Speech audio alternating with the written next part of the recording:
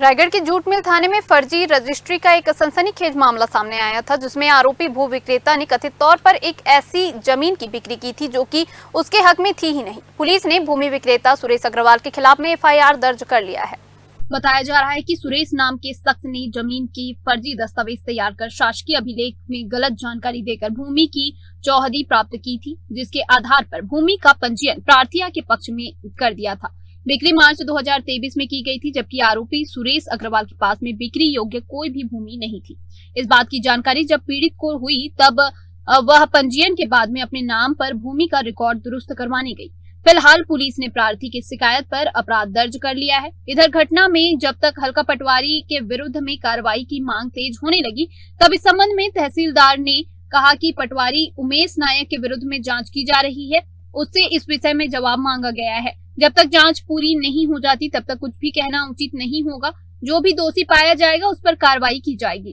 सौर क्षेत्र में जो एफआईआर का मामला हुआ है उसमें मुझे प्रेस के द्वारा ही वो जानकारी प्राप्त हुई है, और जैसे ही मुझे वो जानकारी प्राप्त हुई मैंने तुरंत ही प्रथम दृष्टया अपने रीडर और पटवारी से बात की।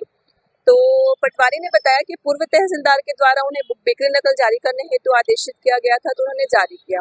रीडर के द्वारा ये जानकारी प्राप्त हुई कि तबादलानामा के द्वारा संबंधित व्यक्ति को गढ़ उमरिया में जमीन प्राप्त हुई थी जिसे वो क्रय कर रहा था, परंतु जब तक इसकी पूरी जानकारी हमें प्राप्त नहीं हो जाती इसमें कुछ भी कह पाना संभव नहीं है।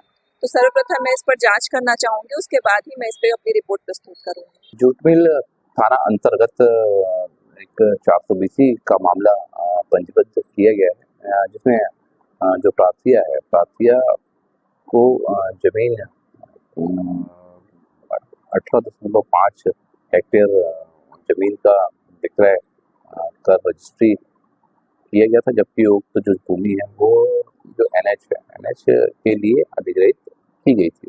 भूमि को विक्रय जो आरोपी है सुरेश अग्रवाल के द्वारा किया गया था, ठीक है। जिस पर से उसके द्वारा जो सुरेश अग्रवाल के द्वारा प्रार्थिया से धोखाधड़ी कर रकम हड़प लिया गया है, ठीक है। जिस पर से जो आरोपी है उसके विरुद्ध कार्रवाई की गई है। इसमें और आगे जांच विवेचना की जा रही है, और यदि और कोई किसी की संदिग्धता पाई जाएगी तो उसके विरुद्ध भी कड़ी कार्रवाई की जाएगी।